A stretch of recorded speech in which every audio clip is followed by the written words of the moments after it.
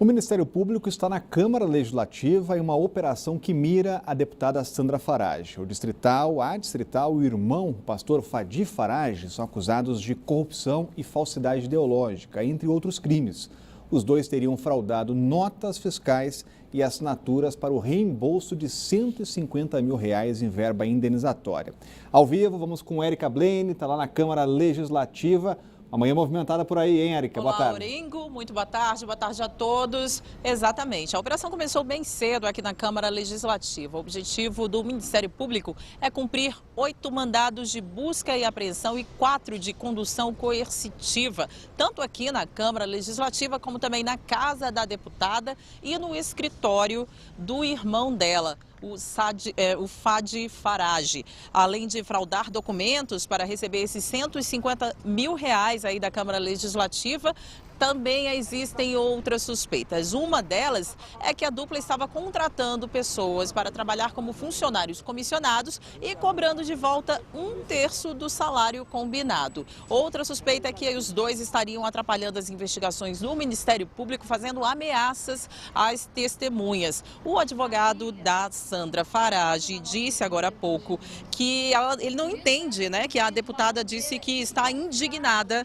porque sempre se colocou à disposição do Ministério Público e por isso não haveria necessidade de buscas. Ele disse ainda que a investigação começou em fevereiro e que não há crime, muito menos provas. O advogado do Fadi Fará disse que o pastor não tem nada a esconder e está prestando depoimento neste instante. A mesa diretora da Câmara Legislativa disse em nota que apoia a investigação e que também está apurando as denúncias levantadas. Mais informações para você na segunda edição do Band Cidade.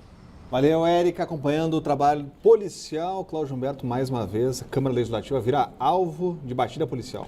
O que a gente verifica é que essa deputada é mais uma deputada, mais um parlamentar integrante da Câmara Legislativa que entra no rol de investigados, né? E daqui a pouco, pelo andar da carruagem, se de fato forem tão graves as acusações imputadas à deputada Sandra Farage, ela será ré em alguma ação na Justiça. Com isso, será o sexto parlamentar que enfrenta a situação como essa, né?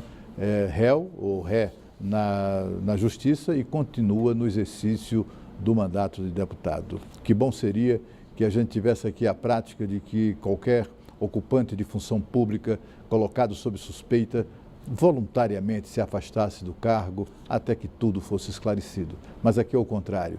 No Brasil o que nós temos é políticos, apenas políticos, mesmo sob suspeitas, mesmo quando são transformados em réus de ações penais, continuam lá agarrados como carrapatos aos cargos públicos.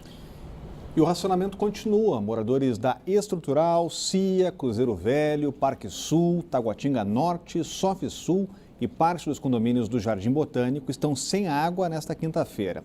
Apesar da chuva de ontem, o nível dos reservatórios não subiu muito. O descoberto está em 55,87% e Santa Maria está em 53,79%. A lista de amanhã você encontra no site caesb.df.gov.br. E começa a segunda que vem, o Maio Amarelo, uma campanha do governo do Distrito Federal pela conscientização no trânsito. O foco este ano é o perigo da combinação álcool e direção. Entre janeiro e março foram mais de 4.800 multas por embriaguez ao volante, 50% a mais que no mesmo período de 2016. A partir do dia 1º de maio, o Departamento de Trânsito do Distrito Federal e vários outros órgãos se unem para chamar a atenção da sociedade sobre a importância da segurança no trânsito. O chamado Maio Amarelo está na 4ª edição e este ano vem com o tema "Minha escolha faz a diferença no trânsito". O aviso é contra o consumo de álcool no trânsito e os cuidados com os ciclistas. Durante todo o mês, o DR e o Detran vão promover campanhas de conscientização em creches, escolas, shoppings, parques e instituições públicas. Por falar nos riscos de dirigir sob o efeito de álcool, nesta semana um ciclista morreu depois de ser atropelado por uma motorista que dirigia alcoolizada no Lago Norte. O acidente aconteceu na altura da quadra 7. Mônica Lopes, de 21 anos, voltava de uma festa quando acertou em cheio o ciclista Edson Antonelli, de 61 anos. Depois de ter sido presa em flagrante, a motorista pagou fiança de R$ 5.000 e foi liberada. A jovem vai responder em liberdade pelos crimes de embriaguez ao volante e homicídio culposo, quando não há a intenção de matar. O Senado tira pontos polêmicos e consegue aprovar o projeto de abuso de autoridade. O texto que passou agradou até o juiz Sérgio Moro. A gente volta a falar com a Renata Dourado, já está com a gente por aqui, apesar de agradar, tem algumas reações aí também, né, Renata? Teve, né, com certeza. Assim, o próprio juiz Sérgio Moro, o Rodrigo, ele emitiu uma nota elogiando o texto que foi aprovado, disse que tem críticas pontuais, mas que o mais grave foi retirado. E houve esse debate, portanto, ontem, e aí, de fato, foram retirados. São 2 trechos desse texto que, a depender ali da interpretação, os juízes integrantes do Ministério Público poderiam ser até mesmo presos a depender dessa atuação deles. Por exemplo, se o juiz de primeira instância desse uma sentença, se houvesse um recurso, nessa segunda instância houvesse um entendimento diferente, então esse juiz poderia ser até mesmo, repito, a depender da interpretação, poderia até mesmo ser preso.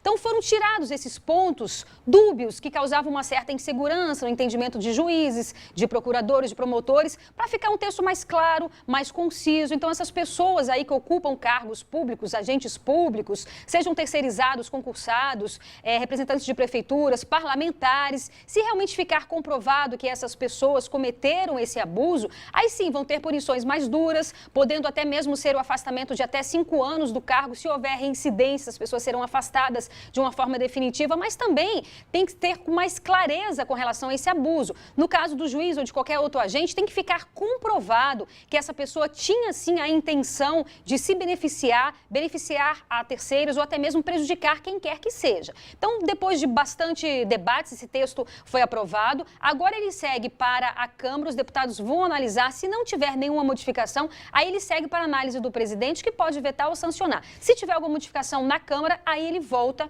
para o Senado para uma nova análise. Rodrigo. Obrigado, Renata. Trazendo as informações, Cláudio Humberto, um tema polêmico, apesar de mudanças, ainda traz reações importantes. Traz muitas reações, mas no final das contas, o projeto não ficou completamente ruim, como os próprios promotores e também membros do Judiciário deixaram bastante claro, isso ficou bem registrado.